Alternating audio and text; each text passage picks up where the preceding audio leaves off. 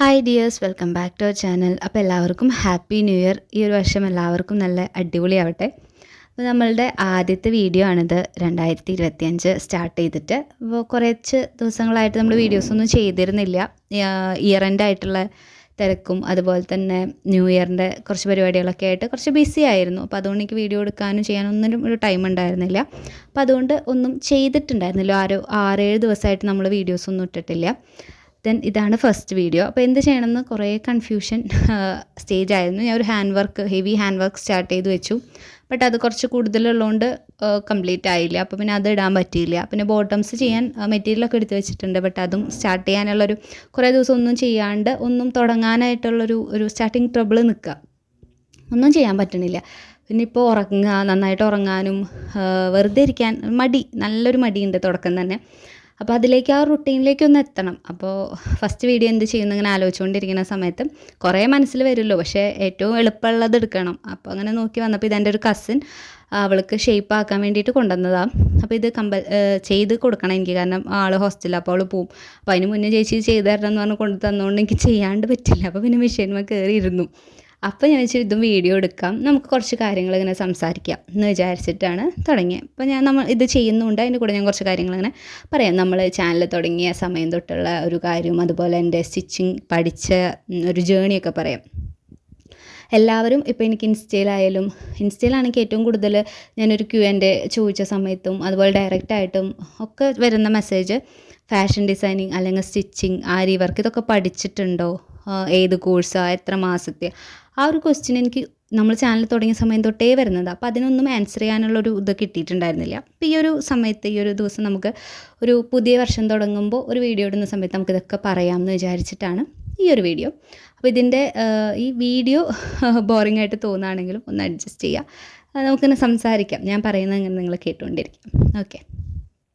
അപ്പോൾ നമ്മൾ ഈ ഒരു ചാനൽ സ്റ്റാർട്ട് ചെയ്തത് 2023 നവംബറിലാണ് വീഡിയോ ഇട്ട് തുടങ്ങിയിട്ടുള്ളത്. ജനുവരിയിലും മറ്റേ ഞാൻ സ്റ്റാർട്ട് ചെയ്ത് വെച്ചിരുന്നു എന്ന് തോന്നുന്നു, കറക്റ്റ് എനിക്ക് ഓർമ്മയില്ല. നവംബറിൽ അങ്ങാണ്ടാണ് വീഡിയോസ് ഇട്ട് തുടങ്ങിയത്. ക്രിസ്മസ് ആയ സമയത്ത് എനിക്ക് 100 സബ്സ്ക്രൈബേഴ്സ് അങ്ങാണ്ടായി.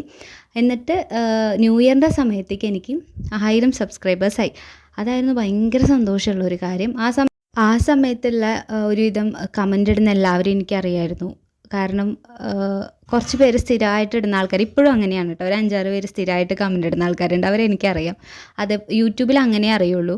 ഇൻസ്റ്റയിൽ പിന്നെ സ്ഥിരമായിട്ട് മെസ്സേജ് അയക്കുന്നവരും ഡൗട്ട്സ് ചോദിക്കുന്നവരൊക്കെ ഇൻസ്റ്റയിൽ കുറച്ചും കൂടി ആൾക്കാർ, പിന്നെ DP ഒക്കെ കാണാൻ പറ്റുന്നതുകൊണ്ട് കുറച്ചും കൂടി ആൾക്കാരെ അറിയാം.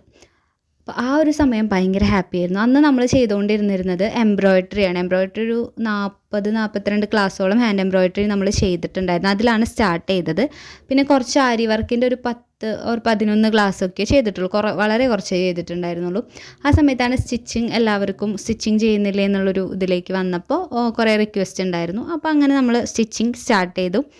അതൊക്കെ യൂട്യൂബ് തുടങ്ങി കുറേ നാൾ കഴിഞ്ഞിട്ട് ഞാൻ വെറുതെ ഒരു ഇൻസ്റ്റയിൽ എനിക്ക് അത്ര താല്പര്യം ഉണ്ടായിരുന്നില്ല വീഡിയോ ഇടാനൊന്നും, ഞാൻ ചെയ്തിട്ടേ ഉണ്ടായിരുന്നില്ല, മടി പിടിച്ചിരിക്കുകയായിരുന്നു. എന്നിട്ടാണ് ഇൻസ്റ്റയിൽ തുടങ്ങിയപ്പോൾ പെട്ടെന്ന് ഇൻസ്റ്റയിലൊരു നല്ലൊരു റെസ്പോൺസ്, കുറേ പേര് എല്ലാവരുമായിട്ടൊരു കണക്ഷനൊക്കെ ഉണ്ടായിരുന്നു ഇൻസ്റ്റയിൽ.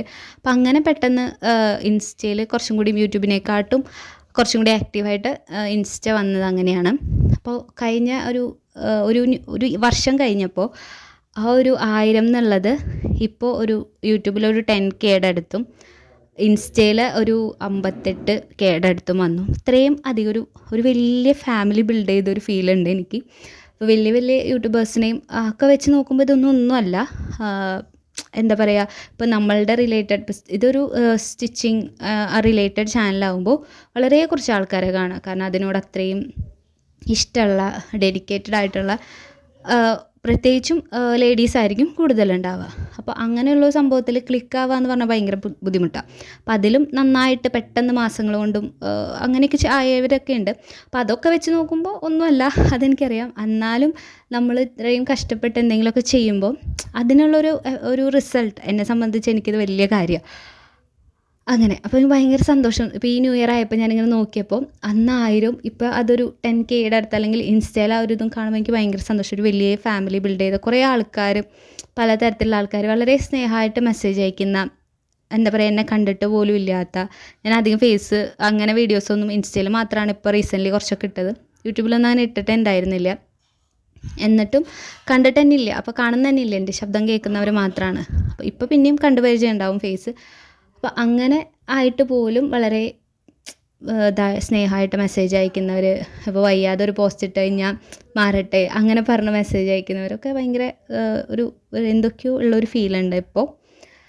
അങ്ങനെ ഒരു ഭയങ്കര സന്തോഷമാണ് കഴിഞ്ഞ പോയ ഒരു വർഷം ആലോചിക്കുമ്പോൾ.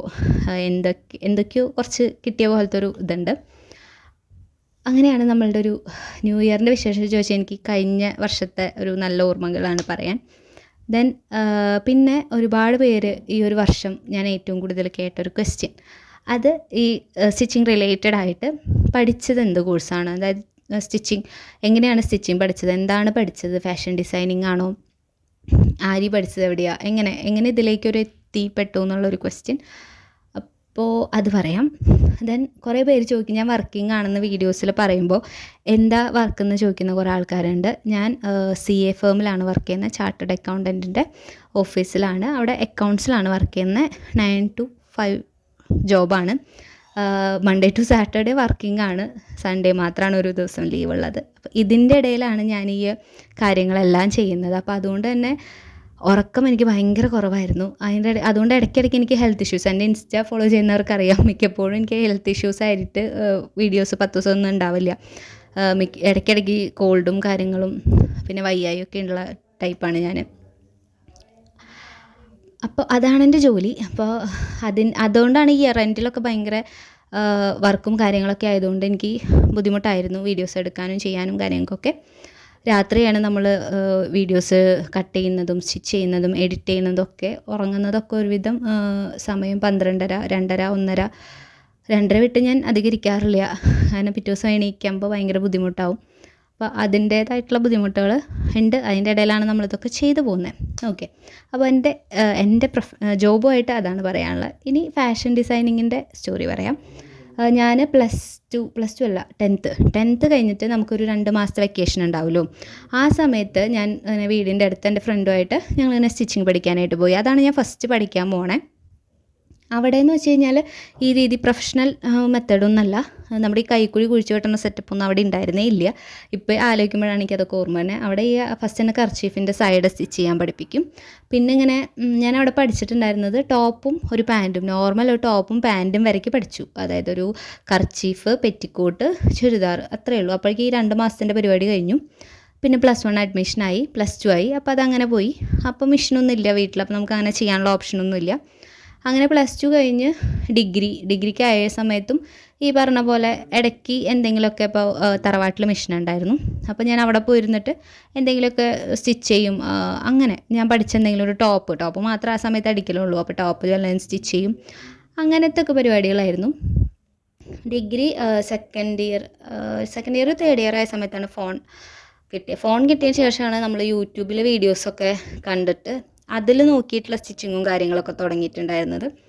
അപ്പോഴും എനിക്ക് ഈ പറഞ്ഞ പോലെ മെഷീൻ ഇല്ലാത്തതിൻ്റെ ഒരു ബുദ്ധിമുട്ടുണ്ട്. അപ്പോൾ എനിക്ക് അങ്ങനെ ചെയ്യാനൊന്നും അധികം പറ്റില്ല. ജസ്റ്റ് വല്ലപ്പോഴും ഇടയ്ക്ക് ഒരെണ്ണം സ്റ്റിച്ച് ചെയ്യും, അത്രയേ ഉണ്ടായിരുന്നുള്ളൂ. അത് കഴിഞ്ഞ് ഞാൻ ഡിഗ്രി കഴിഞ്ഞ സമയത്ത് അപ്പം തന്നെ ഞാനൊരു കമ്പ്യൂട്ടർ കോഴ്സ് ചെയ്തിട്ടുണ്ടായിരുന്നു.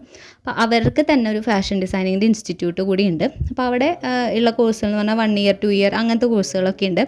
പിന്നെ ആരി വർക്ക്, എംബ്രോയിഡറി, അങ്ങനെ പിന്നെ ബ്ലൗസ് മാത്രം കട്ടിങ് ആൻഡ് സ്റ്റിച്ചിങ്, ചുരിദാർ ടോപ്പും മാത്രം കട്ടിങ് ആൻഡ് സ്റ്റിച്ചിങ്, അങ്ങനത്തെ ഒരു കാറ്റഗറി. അപ്പോൾ ഞാൻ ഇപ്പോൾ കുറച്ച് പഠിച്ചിട്ടുള്ളതുകൊണ്ട് എനിക്കിത് ഭയങ്കര ഇഷ്ടമാണ്. ഞാനപ്പോൾ ഇങ്ങനെ ഫാഷൻ ഡിസൈനിങ് പഠിക്കാൻ +2 കഴിഞ്ഞിട്ട് പോകാൻ കുറേ തപ്പി നടന്നെങ്കിലും ഡിഗ്രി നിർബന്ധമായിട്ടും എടുക്കണം എന്നുള്ളത് കൊണ്ട് ആ ഭാഗത്തേക്ക് പോകാനാണ്. അപ്പോൾ ഞാൻ ഡിഗ്രി കഴിഞ്ഞിട്ട് ചെയ്യണം എന്നൊക്കെ വിചാരിച്ചിരുന്നു. അപ്പോൾ ഞാൻ അവിടെ ഇങ്ങനെ കുറേ അന്വേഷിച്ച് ഫീസൊക്കെ നല്ല ഫീസായിരുന്നു ആ സമയത്ത് എനിക്കത് താങ്ങാൻ പറ്റാത്തൊരു ഫീസായിരുന്നു.